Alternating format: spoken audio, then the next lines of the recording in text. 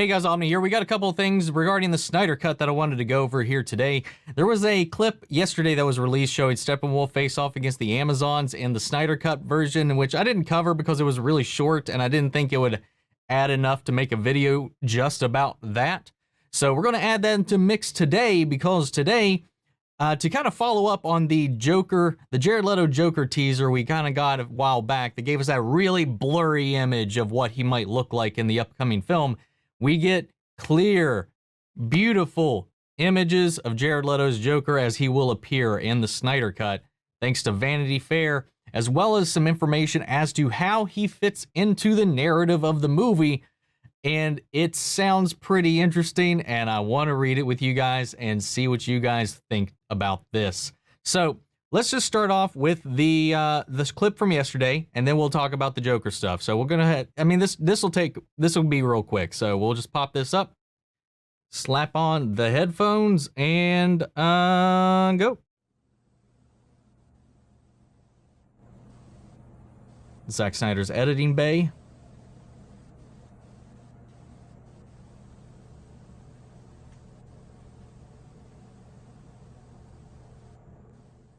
Oh, I mean, that was already a lot more brutal. And then we saw this. This is the clip of Vic making his touchdown that played right before, or well, during the Super Bowl yesterday. So that was nothing there. But yeah, nothing spectacular. I mean, it definitely has a little more of a gritty tone to what we saw before. Again, I want to remind everybody that are naysaying this movie. I was like, we're just going to be seeing a slightly different version of what we got before, just longer. I was like, well, obviously there's 2.5 hours, 2 hours, 45 minutes of footage no one's seen.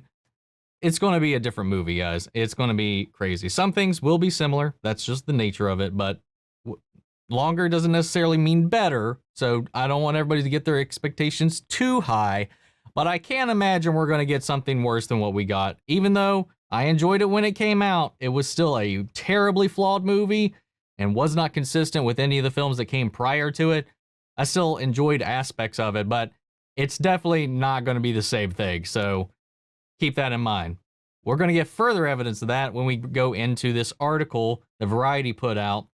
And I'm going to, rather than kind of put the article up on the screen like I've done before, I want you guys to see the images all nice and crisp. So I'm just going to throw them up on the screen for you all in post, and then I'm going to read from the Variety article once I locate it again, because I seem to have lost it. There we go. And we'll go from here. So at the very top, right out of the gate, we get this up-close image of Jared Leto's Joker, and it's quick and easy to notice some key differences between this version and the version we got in the 2016 version of Suicide Squad. Gone are all the face tattoos. And one thing too that appears to be a little bit different here is I can't quite make out if he's actually got makeup on in this iteration or if they're going with the stained version of like the Ace Chemical bath where it stains his skin in that manner. Because there's a lot of smudging around his lips. So who knows, maybe maybe it just turned him white and he still paints on everything else.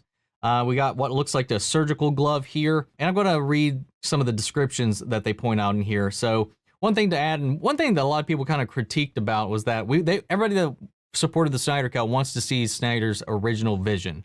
And some people, even though Snyder made the decision to include Joker, who wasn't in his initial cut or draft of the film, stated that's the only thing he's added to the movie that has been out of retrospect. The Joker is really the only thing that I thought of in retrospect, but I will say that it was always my intention to bring Joker into that world.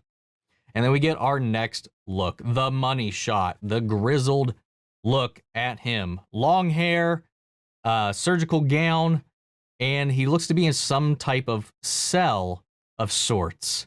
So definitely more like a wild, animalistic kind of Joker. It's definitely already feeling like a very drastic, stark change from what we saw in the previous films. Now, this could be a result of what happens because, as we will learn as we read forward, we see this Joker in the nightmare scene, the new version of the nightmare scene. So when he began working on the film, this is all stuff he kind of came up. He was like, I need to put him in there. I was like, it just makes sense looking back on it. He wants to include him. And he goes on to mention too, of course, calling out the obvious things that we just mentioned. The face tattoos are gone. His slick back haircut is gone. He was replaced by a visage that looks like a creature who crawled out of the basement of a long abandoned insane asylum. They go on to explain a little more of what he's wearing. Leto is wearing a hospital gown and a surgical mask in the photos Snyder released exclusively to Vanity Fair, which the director says is probably a remnant of his escape into the wild when the world fell. In some of his Justice League scenes, Jared Leto's Joker will also sport a bulletproof vest fastened with grimy law enforcement badges. And Zack Snyder goes on to elaborate, he has tons of badges. Those are his trophies. So he's been hunting any cop survivors that may have been out there just doing his jokery things. And of course, spoiler warning, because this is going to go into more details about what this version of the Joker is going to involve, what it's going to entail in the scene and whatnot. So last warning, if you don't want to know, if you want to go into the movie just clean out of the gate, go ahead, tune out now, come back after. Let me know your thoughts on the look, though. I'd like to know that. All right, here we go. So Joker appears in the new film during the sequence set on a ruined Earth after an alien tyrant Darkseid invades and decimates the planet. It's a dream sequence, a psychic vision experienced by Ben Affleck's Bruce Wayne that reveals what will happen if the superheroes fail to stop the onslaught. Joker is sort of a ghost of Christmas yet to come, supplying motivation through terror. The cool thing about the scene is that the Joker is talking directly to Batman about Batman. It's the Joker analyzing Batman about who he is and what he is, and that's the thing I also felt like fans deserved from the DC universe. That is to say that Jared Leto's Joker and the Ben Affleck Batman, they never really got to go together. It seemed uncool to me that we would make it all the way through this incarnation of Batman and Joker without seeing them ever come together. Because even with that in mind, the only coming together we had of those two, the only interaction of those two we got in the DCU as we have it currently, was the car chase when Batman showed up in the flashback sequence of how Harley Quinn ended up in Suicide Squad. When we get that flashback of him attacking Joker's vehicle and Joker getting away at the expense of Harley Quinn getting captured. That's the only interaction they had, and they didn't even talk. They didn't really do much of anything together. So it did disappoint a lot of people, along with many other aspects of that film. So yeah, definitely understandable that we've never actually got to see those two interact. And it's going to be even more interesting because these two characters aren't even the same Joker if you compare them back to back. So I'm excited to see what this version, this take, this, especially with Leto, with all the criticism he got with the other take, how he's going, if he's going to play this, how drastically different is he going to play the role? I'm really looking forward to that. So let's go on here. Where did I lose it? Okay. Snyder already had history devised in his head. The scene explains why Bruce had the Joker card taped to his gun that you see in Superman or Batman v Superman. Which also hinted that the Joker murdered the Caped Crusader's sidekick by showing the absent Robin's armor spray painted with haha, joke's on you, Batman. I'd always wanted to explore the death of Robin. And if there was ever going to be a next movie, which of course there probably won't be, I wanted to do a thing where in flashbacks we learn how Robin died, how Joker killed him and burned down Wayne Manor, and that whole thing that happened between he and Bruce. How they became like this, how he hurt him in a way that no one has, really. Other than losing his parents, it is probably the most significant personal injury to his life. That is the role the new Joker sequence will fulfill in the Justice League, but those seeking continuity may have questions. What happened since we last saw Joker in his Ayer films? Is the tattoos removal in the apocalypse? I would say there is some water under the bridge. Who knows what's happened? Snyder says, I don't know if he's wearing makeup. I don't know what's happening. It's hard to say exactly. Just kind of leaving it up in the air because Ayer's version may or may not get the Snyder Cut treatment and get a release. His version, Ayer's, exists in completion. It just got re-edited into the version that we saw. A lot of it's just on the cutting room floor. So it's very likely there's a minimal cost to ever release the Ayer cut. So depending on how this goes, we may get that version. We may get a different look at Leto's Joker, but it does definitely look more makeup on in this version of the Joker. When you're looking at these images, definitely the white looks more caked on. It could be him covering up his tattoos even with just more makeup rather than embracing or having them removed. I don't know.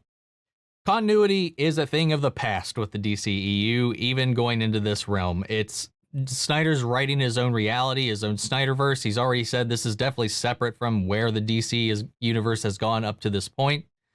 Flashpoint seems to be disregarding it altogether. And as Walter Amada has said, that this bubble over here is a creative cul-de-sac, a road that leads nowhere. So, all that said, I'm still hyped to see it. I'm still hyped to see a different version of this, and who knows?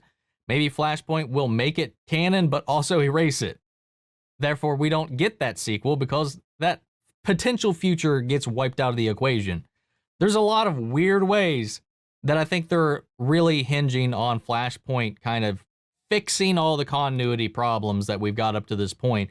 I think that's one of the reasons the script keeps getting rewritten so much, pushed off so much, and that it's the one that's kind of been off in the distance the most compared to any of the other projects. I really think, and that's the only reason I think they're doing Flashpoint this early in the Flash's run. This is the Flash's first interaction with the Speed Force, is him causing Flashpoint in this timeline. This is the first Flash solo film, which is becoming less of a solo film the more we hear about it, is going to be him tampering with time. I feel like this whole mess, the controversy surrounding the Snyder Cut, the behind the scenes, the reception of various platforms and movies, some of the deals with actors and falling in and out of favor with Warner Brothers on either side. It's really the only option they have if they have any hope of doing any kind of connected universe going forward. Otherwise, they will just have to commit to doing disconnected films, which I know a lot of people are excited about too, because most of those, when you don't consider the outside attachments that they have to any of the other movies, especially with films like Joker and the positivity that is looking forward ahead to the Pattinson film coming out from Matt Reeves, a lot of people were like, okay, well, maybe we should just get away from the connected universe. Shazam did fine while making light references, aside from actual Henry Cavill Superman making an appearance, but without Henry Cavill. Aquaman only mentioning Steppenwolf once. They've been stepping away. And then you have things like Wonder Woman 1984, which completely disregard all continuity whatsoever except for the first Wonder Woman movie. And we saw how that got received. So, I don't know, guys. No matter how this goes, Warner Brothers and DC is in a really weird spot with how they're moving forward, and it only gets weirder the longer we deal with all this stuff, with the Ray Fisher controversies, with the Walter Amada stuff, with what may or may not be happening with the Batman production, with, I don't know, man, DC's house, as we've talked about many times here on the channel, is just, no matter how many times there seems to be a light at the end of the tunnel, somebody just shoves a giant shit ton of rocks in front of that light and then locks you in there, and it just seems like as soon as something starts to look a little more promising, look a little better, somebody comes in to rain on the parade. And right now, I'm trying to be, what's the word I'm looking for? Reluctantly optimistic. 'Cause DC is my home. DC is my safety net. That's my comfort universe that I go to outside of Star Wars. I'm talking comic book stuff. Like, I grew up with DC. I love Marvel. And honestly, it's become a little bit of a safe haven because of its consistency. Even if you complain about them all feeling and looking the same, at least you kind of know what you're getting into. With DC, you're really rolling the dice anytime you go into one of those films. And it sucks as a DC fan to not go in with confidence that something's going to play out in the way that you'd like. I don't know, guys. What are your thoughts on this whole debacle? What are your thoughts on Jared Leto's new look? And what do you think of the new little clip of Steppenwolf? We're not that far off, guys. It's next month, and we get to watch the Snyder Cut for ourselves. So, guys, sound off in the comments. Let me know your thoughts down below so we can carry on the conversation after the video. Thank you all for tuning in. If you like this video, make sure to like, comment, and subscribe, and I will catch you guys next time. Take care, everybody.